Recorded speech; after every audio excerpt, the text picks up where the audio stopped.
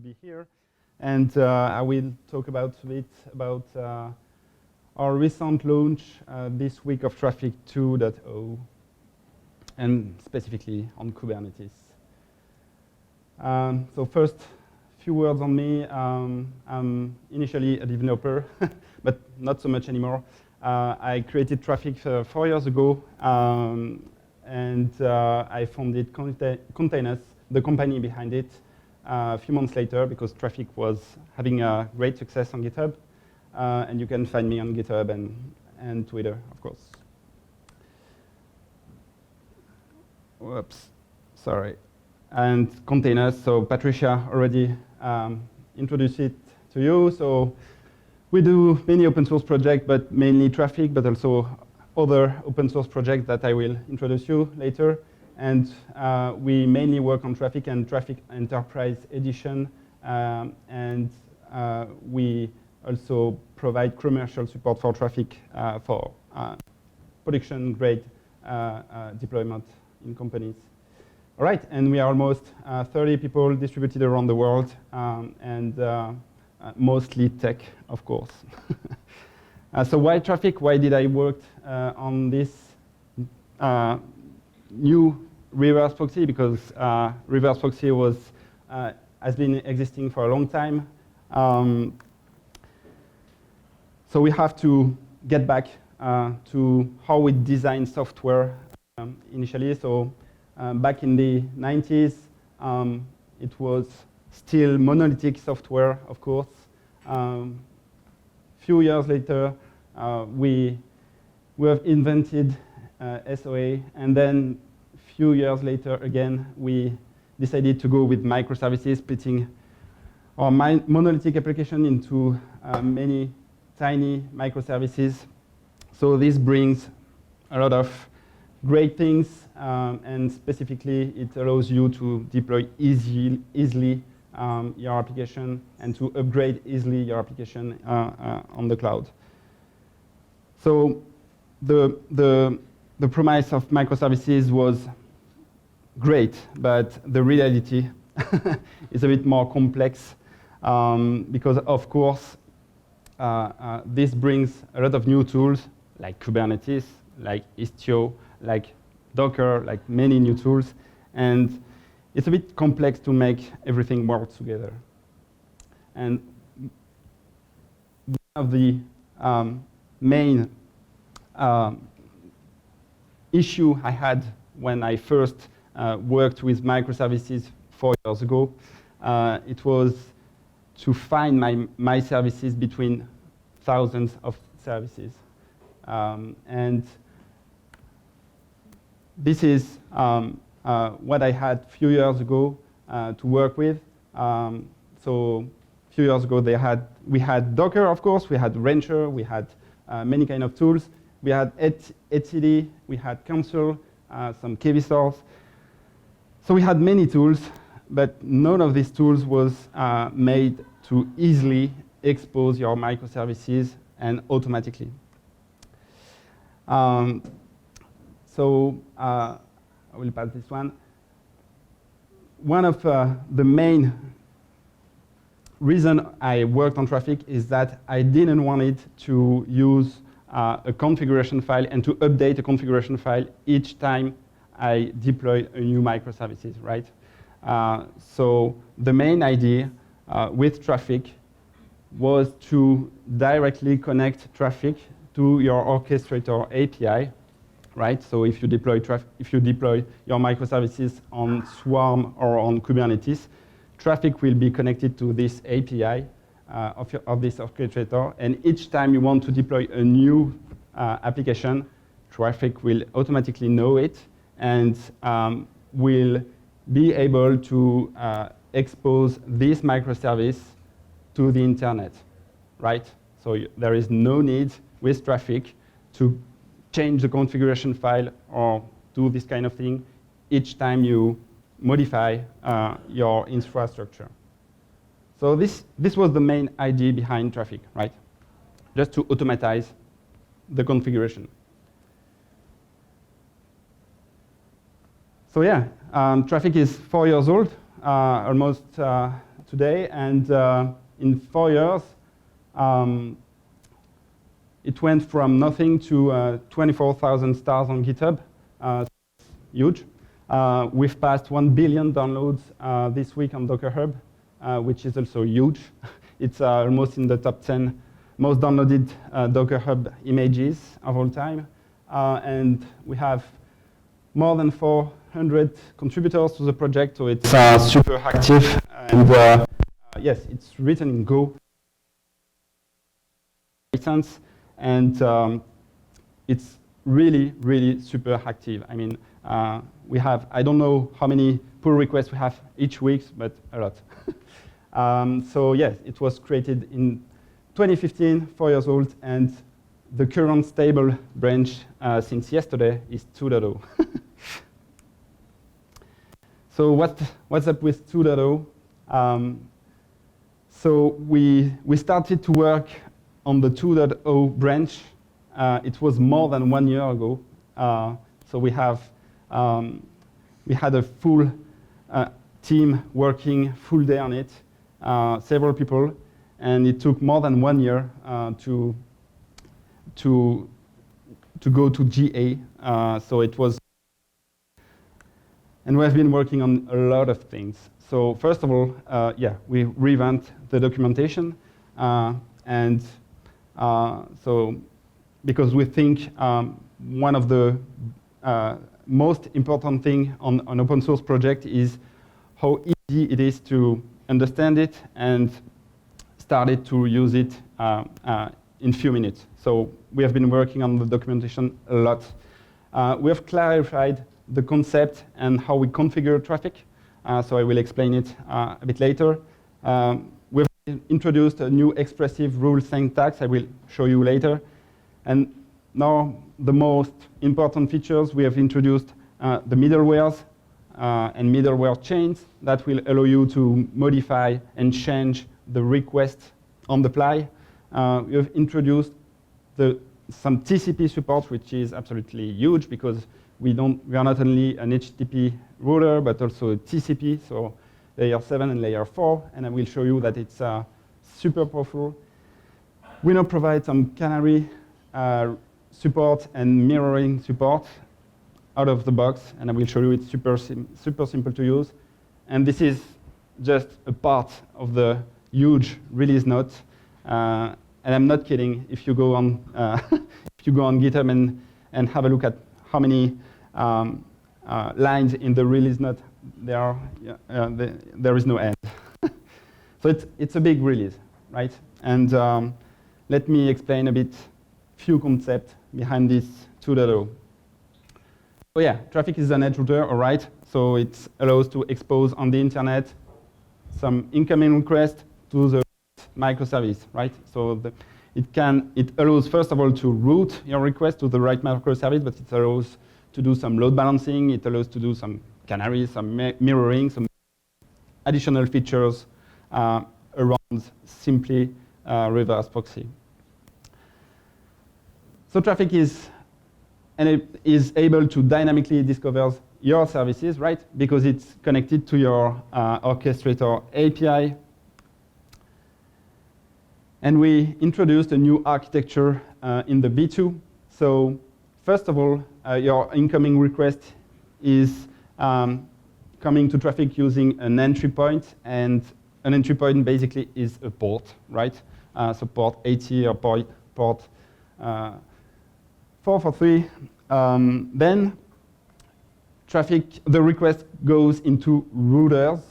So the routers provide some rules. The rules are what does the request look like, and if it matches these rules, the routers will apply the middlewares, and the middlewares will modify or not the request, right? And then finally, the routers will send the request to your service, and the service will do some load balancing around your server, do some mirroring, or do some canary around your real backend server, right? So this is the main architecture of Traefik v2. So it's a bit different from the V1 for those who knows, with front ends and back ends, but it's almost the same with just a few different things. All right, so if you just take the entry point, right, you can have, usually Traefik will listen to few entry points, 80, 443, 80, 81, and so on. So the routers, few examples. For example, the first router will match requests which have host API.domain, right? So if a request comes to your Traefik server with the host API.domain, it will be matched by the first router, right? And the second one, you have a bit more complex rule. So it will first match a host with a domain and then match a path in the query, right? And then the second one will apply a middleware which is named host users before sending to the service dashboard. And middlewares, so I talked about a middleware chain. So this is how it works. When incoming queries come from entry point, so they go to a router, and then the router eventually sends to a middleware chain, and each middleware will eventually modify the request and then send the request to the following middleware, and so on, right? And then at the end, the request will go back to the router and will be sent to the service and to the servers. So this is just to understand how it works, finally. And then the services. So as I said, services can be used to load balance or with stickiness or not to few backend servers, and a service can be used to do some canary distribution, some mirroring, and so on, right? All right, so this was a quick intro. And finally, just to be sure to understand, there is two kinds of configuration on Traefik. There is a static one and a dynamic one. So a static one is just saying when you launch Traefik, you configure Traefik saying, listen to my Docker API, which is here, or listen to my Kubernetes API, which is here, and that's it. That's almost what you have to configure. So we have a bit more things if you want, but that's basically what you have to do. And then the dynamic configuration is a bit different. Once Traefik is connected to the orchestrator, so for example Kubernetes, it will generate new configuration each time, for example, a new microservices is deployed, and a new dynamic configuration will be loaded inside Traefik. Okay, so there are two kinds of configuration, a static one and a dynamic one. And of course, the dynamic will change every entry point, router, service, and so on. It will change how we manage the internal routing of the request. All right, so let's have a look at a configuration, a simple configuration example with Docker first. So let's make Traefik listen to the Docker API on the socket, on the local socket. And the idea is that Traefik will detect new services and new containers deployed on the computer, and will route eventually those incoming requests to the containers, right? So this is super simple.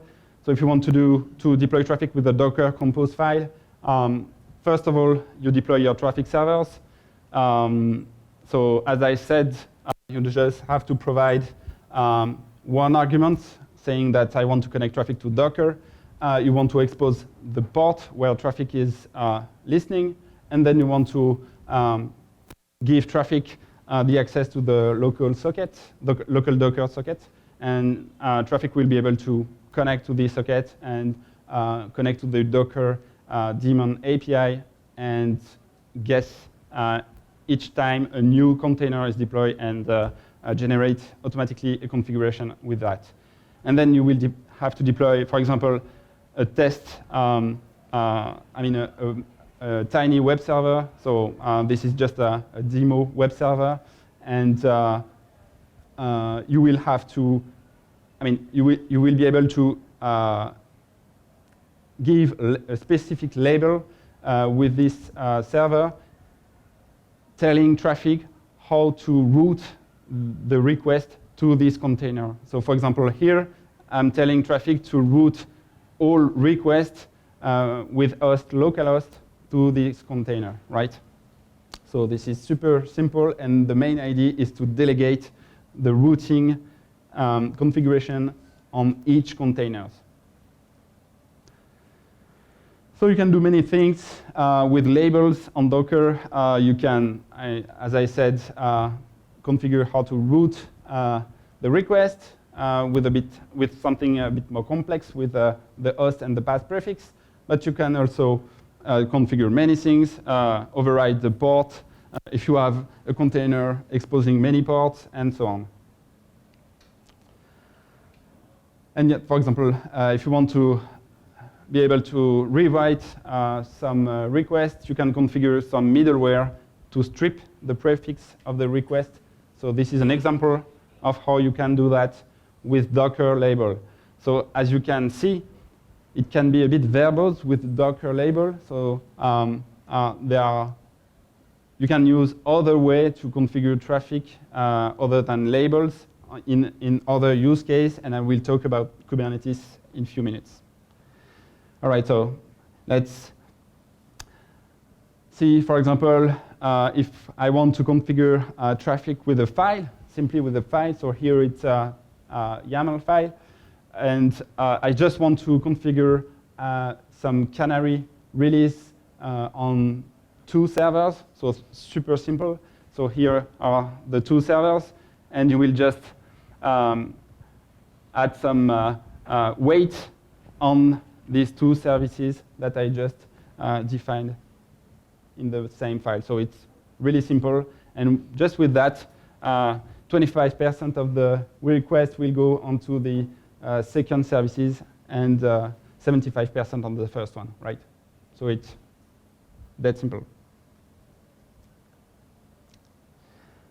All right, so this was a quick example with Docker and labels, a quick example with some file configuration, and let's talk about how to deploy Traefik in Kubernetes. So initially, with the first version of Traefik, Traefik has always been integrated into Kubernetes, but as an ingress controller, right? Because it was the standard way to to deploy a load balancer, I would say, into Kubernetes. But there was one issue with the Ingress spec, is that it has been stuck for years in the same state without any evolution. And there is one reason: it's super complex to to have a standard around an Ingress spec, because every Ingress implementation needs different things. So it's difficult to to have a consensus on something. But the issue is that the Ingress spec originally is really basic. It allows you to configure some routing really basically with host rule and path rule. But each time you want to do something a bit more complex, for example, if you want to configure Traefik with middlewares, rewriting some requests, you have to use annotations in Ingress. And with Traefik v1, we were supporting something like, I don't know, 40 different annotations, and it was super complex. And so we decided to give up in Traefik v2 with the Ingress spec. So we still provide an Ingress implementation, but we stick with the really base. With a really basic implementation. We don't support 40 annotation, which was not maintainable anymore. And we are now provided our own CRD, custom resource definition. I don't know if you heard of that.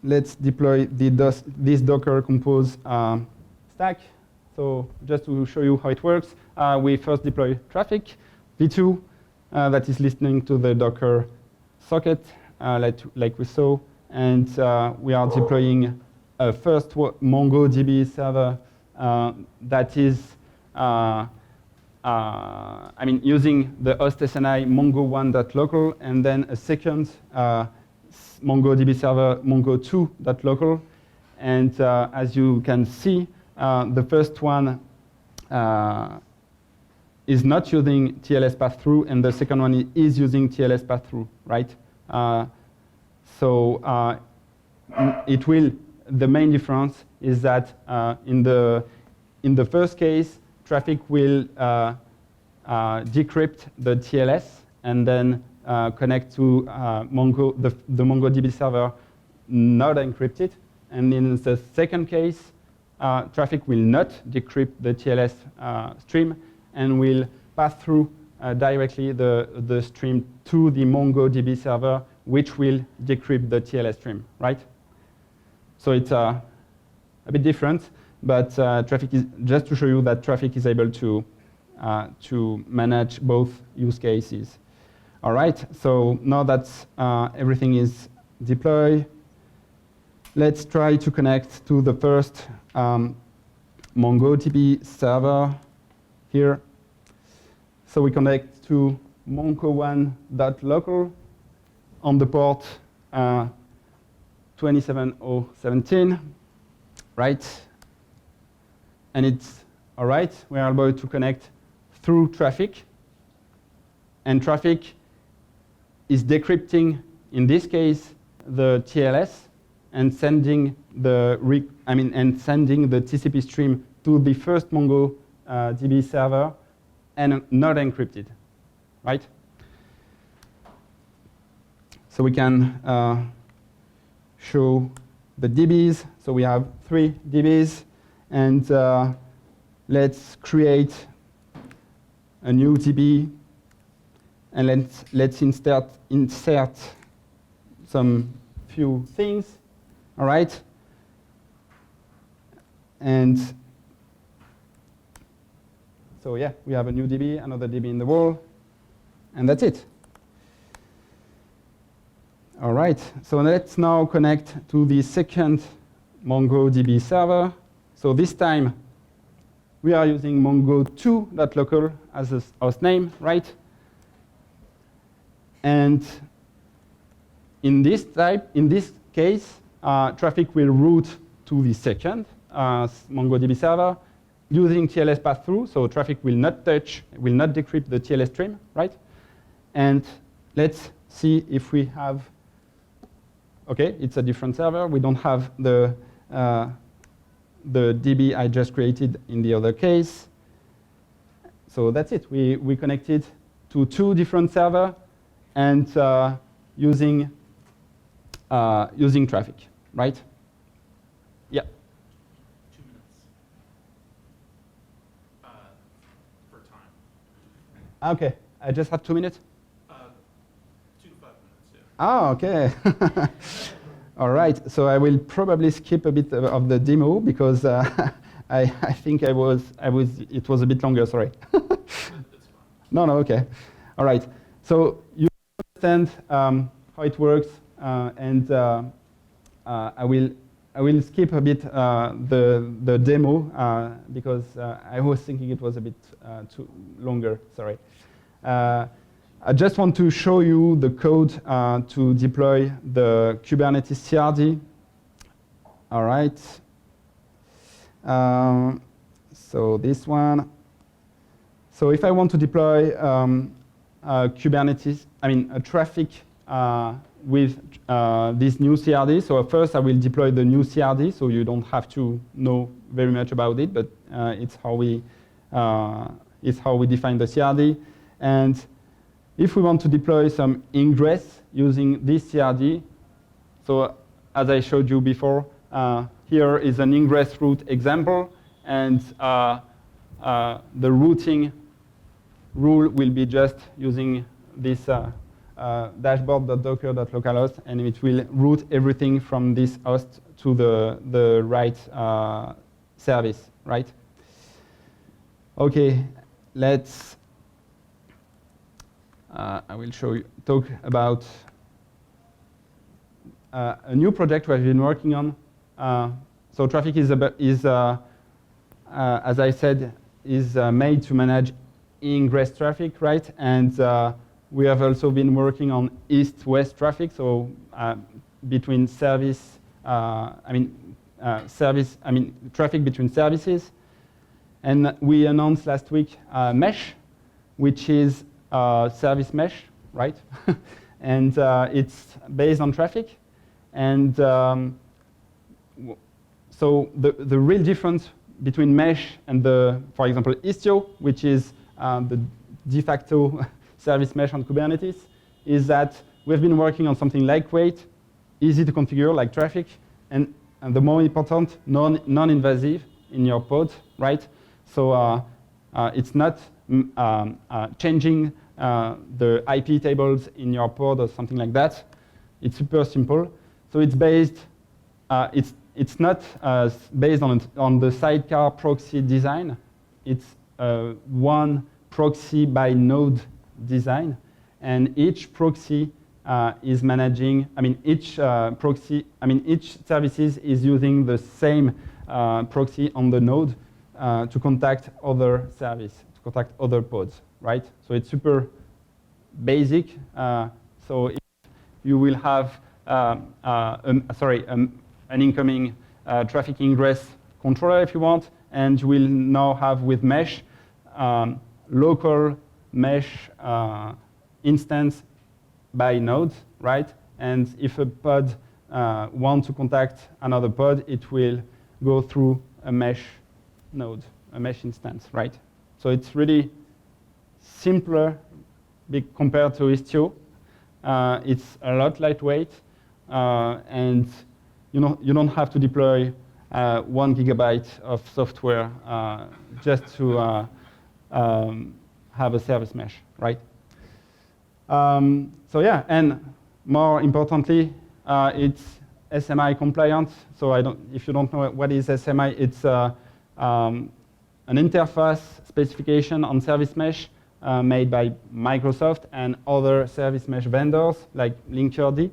And Mesh is compliant with the full spec by default, right? So yeah, that's all. We have stickers on the table. We are hiring. You have a funny puzzle to solve if you want to apply. And thank you so much. Round of applause. So while we switch over AV for our next speaker, we do have time for questions. Anyone have any questions they'd like to lob at Emile? This is your opportunity to grill a CEO. Stake your claim. I have one. Right. I'll share an anecdote, actually. So I'll do the classic, give you a comment before the question. I know a couple folks who work at large financial institutions in New York City that have said they deploy like 30 plus sidecar instances along with their containers because it's become such a popular concept. So it's nice to hear that you're using daemon sets for. Yeah, that's excellent. And then the question is, with your middleware, I know with admission controllers in the Kubernetes API, they've started to distinguish between mutating middleware versus, or mutating admission hooks versus static admission hooks. Does Traefik set an order for the mutating hooks to happen first, or is it left up to the user? No, it's left to the user. You can do what you want with the middleware chains, so that's up to you. Okay, excellent. Any questions from the audience right here? Is there a way to, say, like horizontally scale your, like the edge proxy? The traffic server? Yeah. So how to deploy multiple traffic servers, for example? Yeah, so this part of, say like with Ingress, it's still just one, but the normal thing, it's one instance. That's a good question. And I skipped the presentation, but because I was a bit short on time, but we provide Traefik Enterprise Edition, and basically, Traefik Enterprise Edition is a cluster version of Traefik. So it makes you deploy several Traefik instances connected together using a Raft cluster. And with this, you can scale on demand, and you can have high availability with your Ingress controller. Is that the management piece, or is that the actual proxy, like the data path? I mean, in Traefik Enterprise Edition, you have the data nodes and the control nodes, and you have two kind of nodes when you deploy your cluster, and the control nodes don't manage incoming requests, only data nodes, the data plane, manage incoming requests, so yeah. Okay, well, we need our next speaker, so you two should connect afterwards if you want to follow up on the conversation. Is our StackRox speaker in the house here? Right there? Right on. Another round of applause for Emile. Thank you. Thank you.